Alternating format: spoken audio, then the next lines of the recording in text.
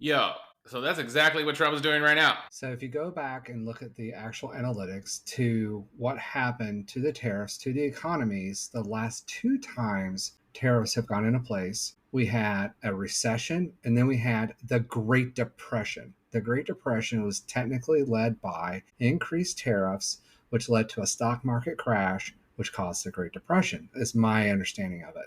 Makes sense. Tariffs have traditionally failed. And the reason that I like to attribute Trump liking them, and for those who haven't paid attention, feel free to go Google Trump tariffs interviews. He's been talking about doing this ever since he talked about originally running for any kind of office. He's been So he's talking been an about idiot this for for many, many decades. decades. Well, there's a reason he has 7 bankrupted businesses. But anyway, um, well, that's a whole different animal. But anyway, if you go ask anybody about the history of tariffs and how do they work, catastrophically, they fail on a grand basis. If you want a tariff to succeed, this is how you do it. You say, hey, let's take an industry, lumber. Let's just use lumber. Right now, well, until the tariffs happened, a lot of our lumber was coming out of Canada, is my understanding. They were lumbering up there, shipping it down here, either partially refined, or not refined, all whatever, it doesn't matter. And we would get it ready and put it in a market. Now, if we can buy a board out of there or the stuff to make a board out of there for a quarter of the price that it would take for us to do it here, because we've been logging the country for a long time. I don't know how much is left. I've been hearing talks about it's getting harder and harder to find areas to lumber here, which is why Trump has decided to sign an executive order allowing lumber companies to go into national parks and start lumbering, is because we're running lower on it. And with the new climate changes, trees aren't growing as fast or as well as they used to. The quality of the wood's not as good. But the fact is, hey, if we can get it cheaper from there, then the jobs we're possibly losing is the actual taking down the tree, maybe some of the refining.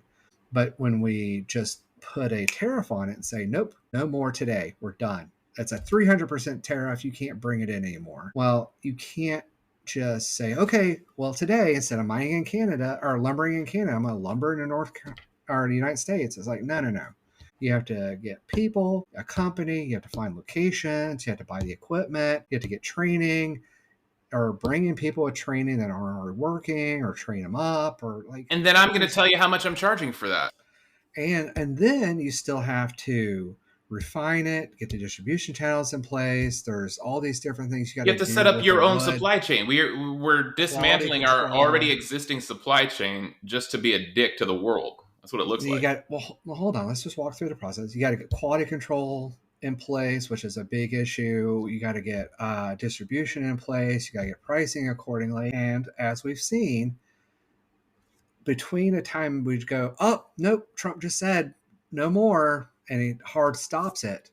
Like, do you think that all can happen in a day, a week, or even a month? No, there's no way. Go look at how hard it is to hire somebody. Do you think you can hire 700-800 people, maybe a couple thousand people to go do all that lumbering? Do you think you can secure millions and millions of boards used for manufacturing in 30 days? No, it's impossible. Look So at all the what jobs reports happens? coming out. There's no fucking work. So, and if he puts tariffs on the equipment and the materials to go mining or lumbering, like the chains that come out of another country because steel has Screws, gone oil. up, and you can't bring in the machines from China to do the lumbering, and like the chainsaws, and the price of gas is going up because you put a tariff on that. The cost to get this is going to go up 1,000%, and you can't bring a board from $2 to $200 and expect it to be sold. And the cost eaten, now the cost of building a house or repairing a house, and with all the hurricanes and floods and everything else, the demand is going up. Like, it's just unreasonable. What you have to do in order to do this is you have to say, okay, I'm going to give you a year, or I'm going to give you a year and a half, or 9 months, or something like that, something that allows them to have time to get the resources in, to get the people trained, to get the contracts in place, to start figuring, like, you got to have time to figure all this stuff out and get it in place and get it ready so that price compatibility is there and not going to disrupt the market. But that's not what he's doing. Every tariff he has is it's going to go into effect in 2 weeks or 30 days or 60 days. And it's like, you can't move Let's do computer chip manufacturing. For those who don't know how computer chips are manufactured, go look it up. There's dyes and there's materials and there's knowledge that you need in order to be able to create a high enough quality of these chips.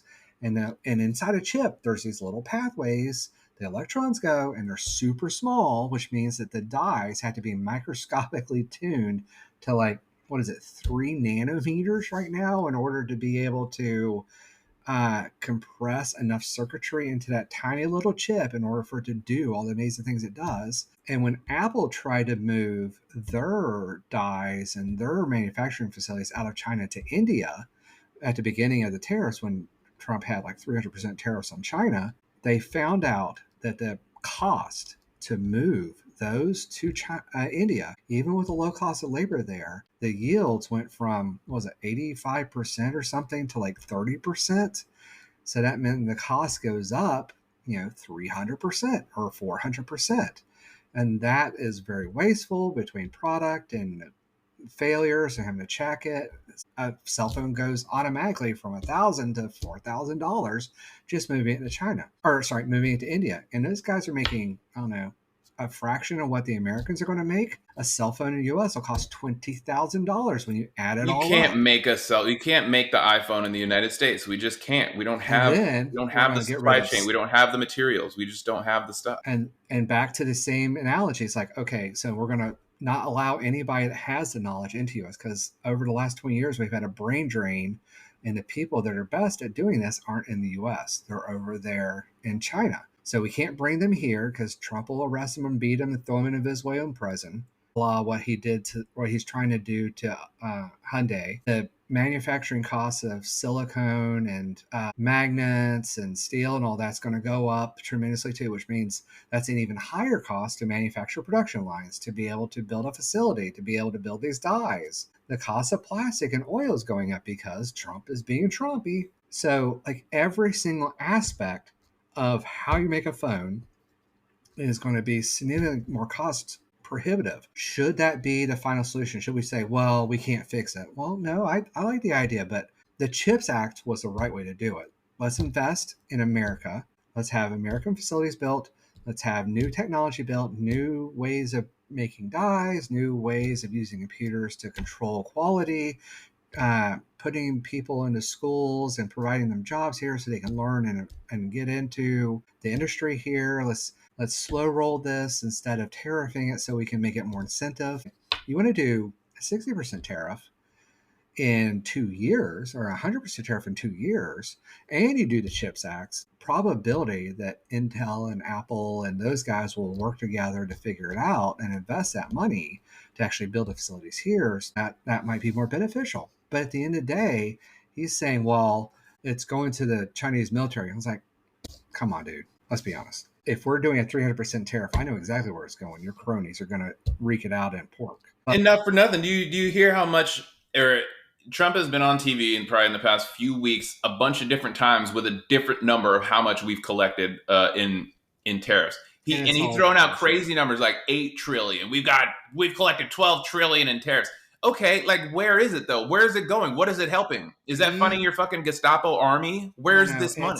It's all lies. I know it is, but it was like, how come MAGA isn't questioning it? That's my point. How come you guys aren't questioning it? It's like 30 billion. It was like 20 billion and 30 billion. Now it's like 60 billion or something like that. I forget the actual numbers. It's not trillions. It's in the billions. But well, the point is he's not telling the truth every time he says it. Paid by Americans. So that's now what? You and me.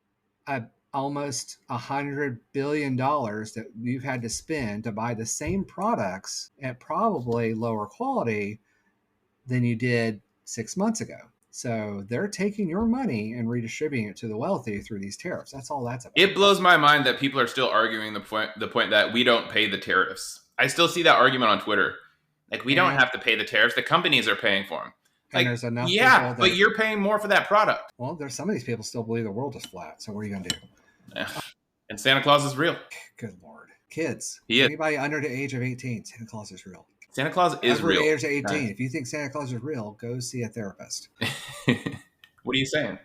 So again, he's not doing anything to actually put tariffs in place at a cadence that will support industry and the moving of companies. He's using it purely as a money extortion technique on Americans in order to generate more money that he can then spend on tax breaks for the rich. That's all it is. And the fact that they change at a whim or based on his personal emotional state at any given moment is proof. And then on top of it, if you look at the trade deals, like there's no real trade deals. Every trade deal that he says he has is either him sending out a letter telling you this is the deal, or it's some horribly negotiated thing that still has 15 to 30% tariffs that weren't there, 6 months ago. So at the end of the day, his tariffs and his deals are still costing you billions of dollars. There is nothing that this administration is doing, nothing that is helping you.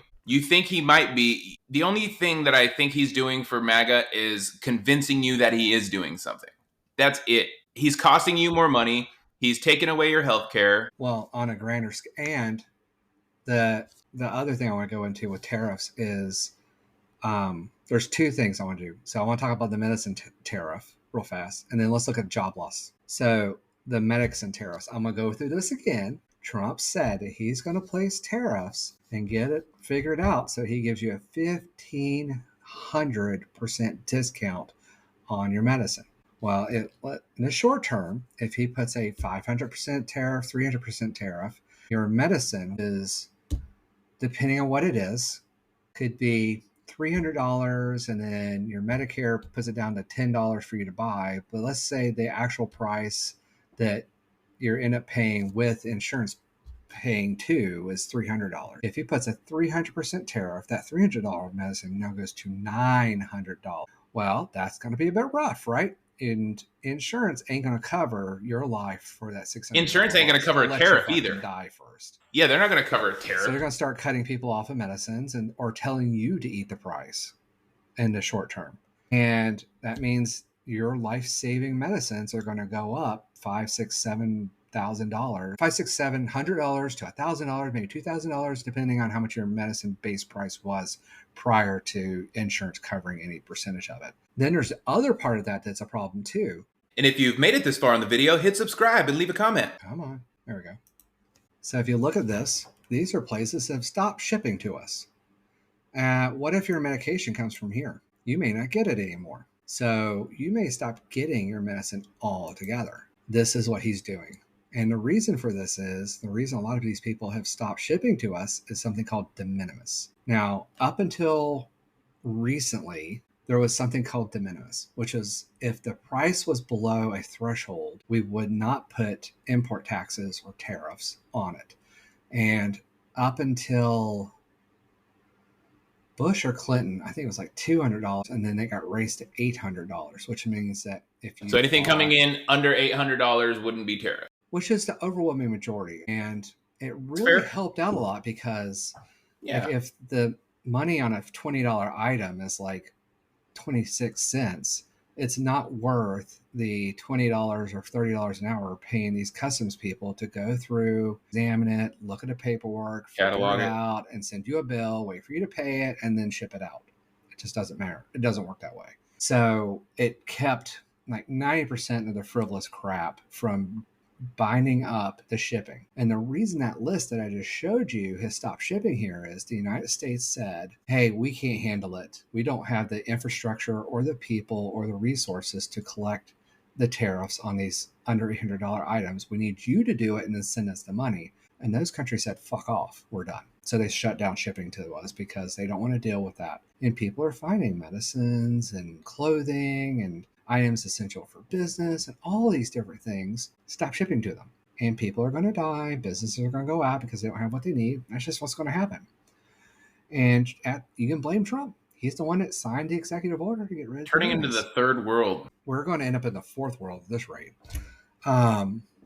So if you want to blame somebody, go look at the executive order on de minimis. That's your orange Trump doing it. He did it. And he knowingly did it, and he talked about it, and he was proud of it. No, if you want to blame someone, blame yourself if you voted for Trump. And again, all your tariffs, which is your import tax that you are paying, is going towards the tax cuts for the rich. Notice that nobody's gotten a check yet. I haven't They got a haven't check. even talked about how much that check's going to be. Like, they're just bullshitting you. Anyway, how ridiculous. I'm going to send you a $3 check. It's like, no, that's not how that works. I'll take it. I'm that kind of guy. Yeah, well, they're not going to do it. Let's just be honest. There's no way on God's green earth you're going to get a rebate on tariffs. That's just horse's assery to believe that. Horse's assery. If you believe that, you need to go back to elementary school. Anyway, so this tariff is becoming more aggressive because now he's just using it for funsies. So the Venezuelan president that tried a coup to overthrow legal elections was arrested and is going to be based on Trump doing it in 2021. He kind of copied it. And he's arrested. He's on trial, or he's going to be on trial. And Trump's mad about it. So he told him, like, no. You need to Let him go. Let him go. And we need a regime change, which what he's really asking for is that guy to become the leader of Venezuela. That's the point. That's what he's doing. Yeah. He wants he's dictating. He's playing kingmaker on the planet. So he put a tax on him.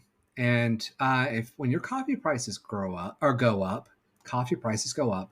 That's what happened. Venezuela is one of the places we import coffee. Coffee's going up 40 to 50%, maybe even 100%, depending on which ones. That's because of that, not because of trade imbalances. He told us in an interview in one of his things not that long ago, it's because of that. He said it. He said it live on TV. Go do your Googles, guys. And now he's talking about, the drug traffickers. It's like, no, Venezuela is not that big a deal. So then he goes and sends our military down there and just kills 11 civilians. And now we're at the brink of war with Venezuela. And I've heard rumors that China has already sent equipment to Venezuela to help Venezuela. So it could be a proxy war between a war between the United States and Venezuela, with China helping them, a la Ukraine and Russia. Well, you saw the meeting with Putin and Xi and what's Rocket Man, Kim Jong-un. Yeah, India, China, and Russia had a meeting, and Trump got really bitter about it because he wants to be a part of it. They decided to work together and form an alliance against the U.S. And you know what? In this case, Trump's the villain. JTrain, you don't have to cry. You don't have to cry. Trump put the tariffs in place. Trump wouldn't negotiate. He changed them on a whim. He didn't work with them. China and India both looked at us like we're fucking idiots, going, "What the hell are you doing?" No, we didn't do that. No, we're not saying that. They told the world repeatedly that everything Trump was saying was a fucking lie, and they've said it publicly, loudly. And if you look at it, it's like a chaotic child with a red Sharpie, like he's doing the tyrant shit. What do you guys think about the 11 civilians that we killed, or their Tren de Aragua, apparently? But so the whole way we did that is illegal. That's a war crime. Going outside of our waters and attacking. If we didn't get due process, we didn't get any information on who was in that boat. Yeah. And it's interesting, too, because the event may or may not have happened. We don't even know if it's happened or not. Yeah. I have no idea. Video of it. I didn't even see the video. I just hear people talking about it. Venezuela told us that didn't happen, and that was AI generated. But because they showed what they said was a false flag, or because the United States showed what Venezuela said is a false flag, they flew 2 F-16s over us, and China's supposedly landing there to help them. That shows you how fucking bullshit this is. Now, okay, let's say it didn't happen. Well, that's a wag the dog. Go look up Wag the Dog. There's a movie about it. It's about a false narrative that leads to an outcome based on desirability and profitability at the lie and the detriment of the American people. It's called Wag the Dog, the tail wagging the dog. And that's what it was. Weapons of mass destruction in the Middle East was apparently a wag the dog, according to everything I've been able to see and hear. It was a wag the dog. No weapons of mass destruction. You're talking about Iran? I'm talking, yeah. No, not the recent one. Iraq? I'm talking about the Gulf War. Iraq. When we went into Saudi Arabia. Right. And took out Hussein. Saddam Hussein. Saddam Hussein supposedly had weapons of mass destruction. Turned out he didn't. Turned out he wasn't even close. Everybody told me that it was a wag the dog. Yeah, we just told the American people something so we could go in there and blow shit up. Yeah. And it was a huge win for the military industrial complex. And Americans lost their lives. Now, did we get rid of a dictator? Sure. Did we fix the country? Hell no. Did we end up worse off for the wear? Yes. How do we feel about that as a country, though? Like, when I look back on that, I feel like, yeah, that's shitty that they lied. I can't believe that they did that. On But the I other don't think hand, it we comes took across out. as like a bad memory to America. On the other hand, we did put down a tyrant that literally boiled Right. people alive in acid on live TV. So Exactly. So there was a little give and take on that one. But yes, this one, but like, ultimately, what are we whether doing you in support the Venezuela? Like, war why are we attacking this Tren de Aragua drug ship outside of our waters? If we intercept them when they get close, in why international waters, international waters? Yeah. we attacked a ship unprovoked in international waters, and we can't verify they were drug addicts or drug dealers. Because if they had the real intelligence that they were drug dealers, it would have been like, these are the 11 people from the Mexican or from the cartel. This cartel. Here's the 11 people. Here's the pictures of them. Here's their names. Like, nah. I think it's just that this bluster that we're putting on. We're trying to make a point. We're showing all the immigrants of the world, do not come here. We're not going to let Well, you in, it's especially another. if you're brown. This is another vector, and he gets two things out of it. One, he gets to put pressure on Venezuela, trying to get a regime change that'll be favorable to the tyranny in the United States. That's So he gets part Maduro one. back in power. So he gets another corrupt regime that he can get He needs a friend. wherever. He needs a friend. Yeah, he needs a friend. And then the other thing, too, is if he starts a war with Venezuela in the next 6 to 8 months, guess what happens? Well, China, Russia, and now North Korea all are going to back them. No. Well, maybe. Maybe. Maybe. That's not even There's worried two about new that. world orders assembling outside of the United States now. There's the willing, the group of the willing, which is all the European leaders, and now we got like the dark side forming an alliance, and both of them are kind of pushing Trump, America, out. All right, so back it up a step. So the big thing he gets out of it, if he declares war, if we go to war, is if he does it right, he's going to use that as the basis to cancel elections. And I think this whole Oh thing yeah, is about canceling elections. I that think the makes whole sense. thing is about martial Staying in law and power. canceling elections. I think he is attacking the canceling of elections and the staying in power indefinitely by trying to provoke either the Insurrection Act or an actual war. Because if you go back to the Zelensky interview where he talks about this, he says, "Oh, you at war and got to cancel elections? That's what I want to do." I remember that. And as soon as that was over, all of a sudden it became a big priority to go after Venezuela. I wonder what is inside his head. What is his big power play? Why does he want to rule forever? He doesn't even like doing the job. He just wants to golf and be old and complain. I personally believe that Trump thinks he's a god of some sort, that he is the best, that he deserves it, and that he can figure out how to live a lot longer than he is, and he's going to grab up as much as he can to be king before it's time for him to kick it. And the reality is, he's not entirely wrong, because as long as that regime stays in place, he'll be there until he dies. That's what's going to happen. Now, that could be in a month, it could be in a week, it could be in 5 years. I don't know how to qualify that. And I say 5 years accordingly, because if he cancels elections or they make an amendment change while the Republicans are full in power, then yeah, that he could have a third term as president. And people are like, well, that's against the Constitution. It's like, they've He already doesn't give a justified. shit. There's already a bill on the floor, very carefully worded, that would, if ratified by, was it 2/3 of the states or something like that, would change the election criteria for election of a president and would allow him to be president again for a third term.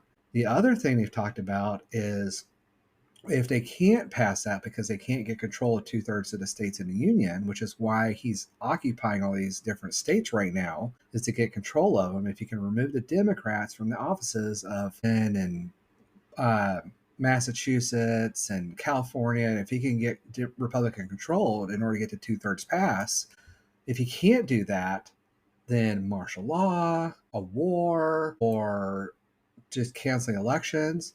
And then he has one more backup plan, which is they've already discussed publicly.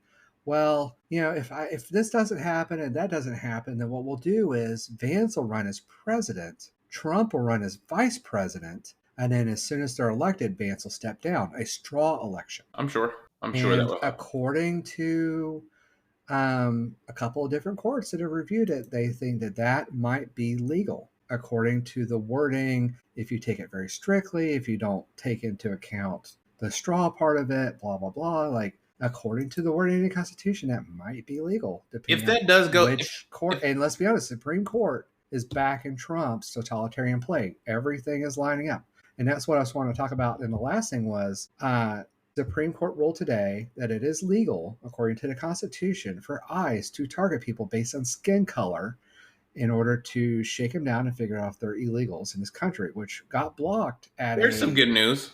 at a lower federal court. The Supreme Court said, "Nah, screw them. We're going to allow it." So racial profiling is now back on the plate for ICE, and the fact that that is even a thing shows you the Supreme Court is willing to bend over backwards. In fact, the presidential immunity thing was a great example of how they navigated a very shitty, incoherent narrative in order to give Trump presidential immunity for the insurrection. So the Supreme Court's already shown that they are willing to go around the law, around the will of the founders, and around the Constitution, or to interpret it in such a way to give Trump what he wants. Like, let's be honest, the electing Vance as Trump as the vice president and Vance standing down, Supreme Court can say, yep, that's legal. We're good with that. And then what are you going to do? And let's be honest, if the 2/3 of this country is dumb enough to believe that Vance actually is going to be president and not allow a third term for a king, what are you going to do? Right? I'm hoping we get to that point and they try to do that, and then JD Vance doesn't allow Trump in.